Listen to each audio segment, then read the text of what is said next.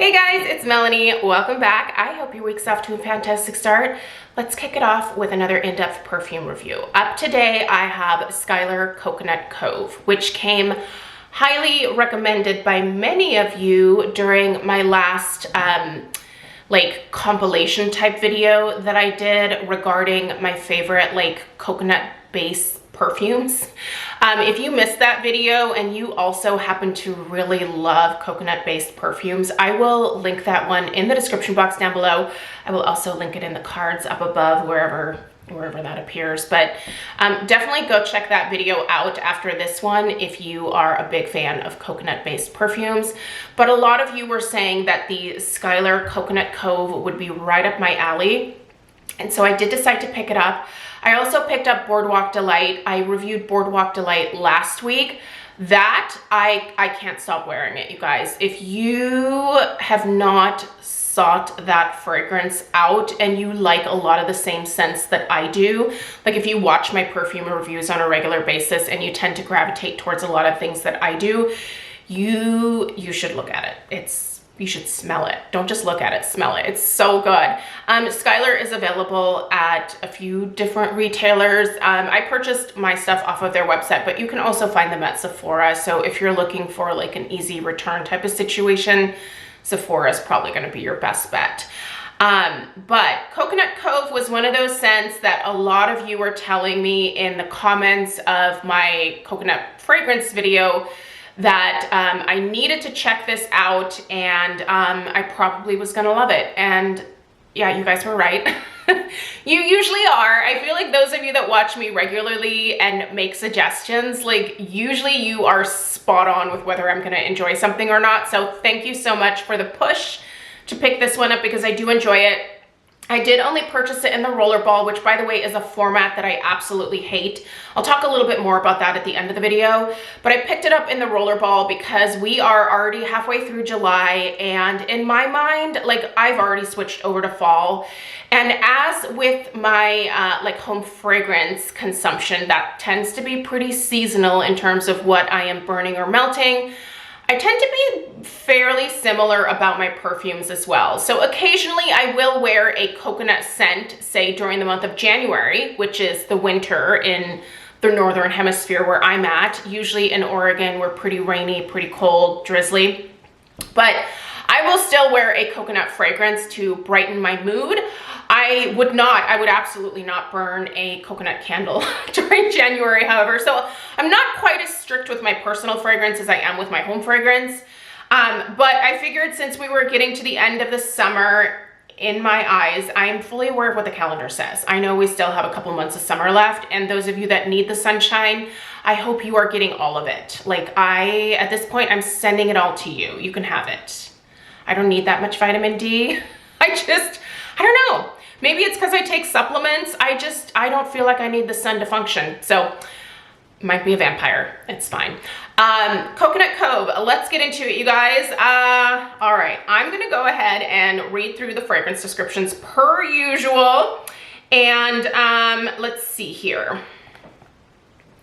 We are gonna read through the description, and then we will go through the fragrance notes, and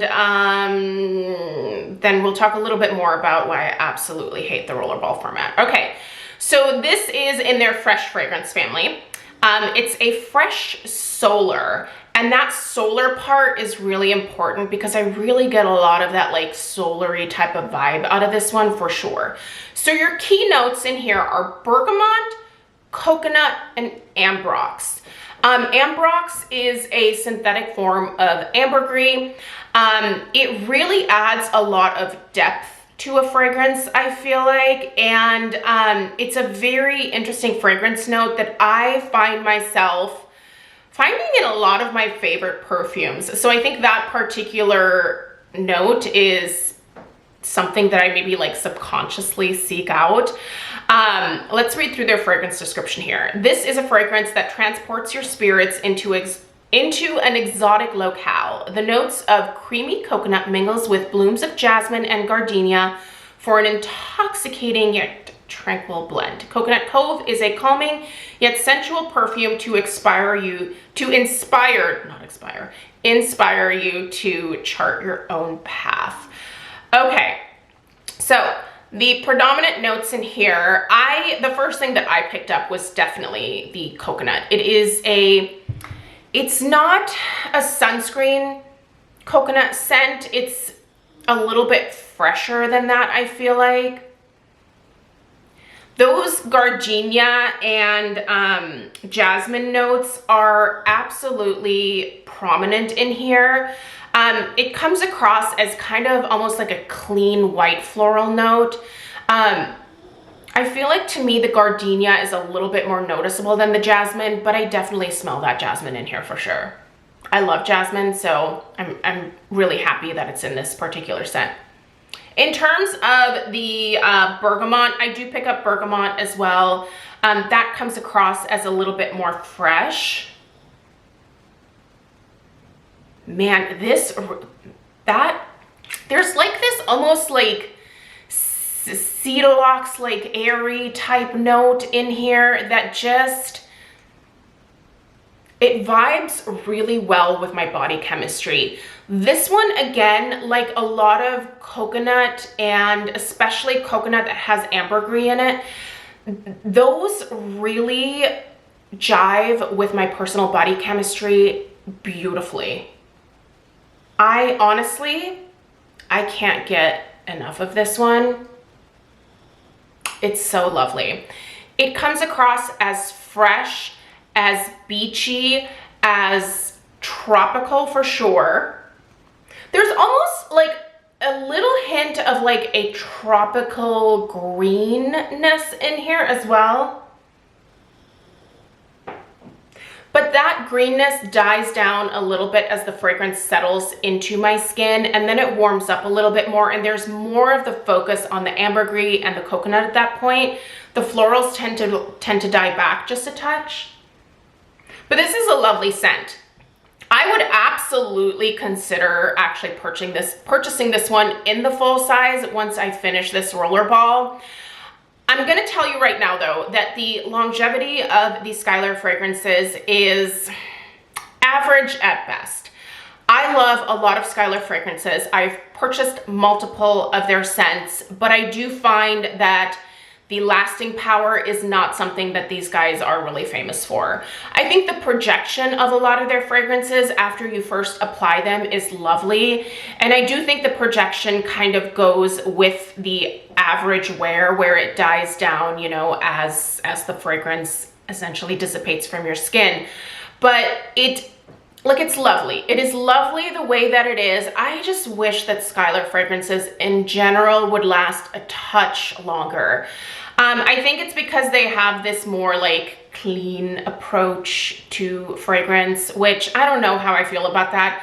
I know that the clean beauty movement is coming under, you know, some scrutiny right now, and as they should. You know, I think we should examine anything in depth, especially when it comes to trends, but this one is lovely. I see myself wanting more of it, but I don't think that I am going to be purchasing any more of the rollerballs from Skylar.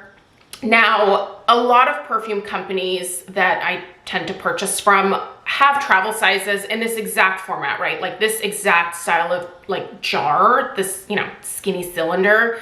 But the vast majority use a sprayer. I don't know. My skin cells, I know, even though I take a shower every morning and before I apply this, I know my skin is completely clean. There are skin cells that are going to get onto the rollerball as you're applying it onto your skin, and those are going to fall back into the perfume. In fact, I can already see just a few small things floating in here. And I have only used it to about here. So I haven't really had it that long, and there's already things that are floating around in my rollerball. It's not because I'm a dirty person. Like, it's just skin cells, right? Like, we're constantly shedding them all the time. And I just don't understand why they wouldn't want to invest in the sprayer. Also, I find that the release of the fragrance out of their roller balls.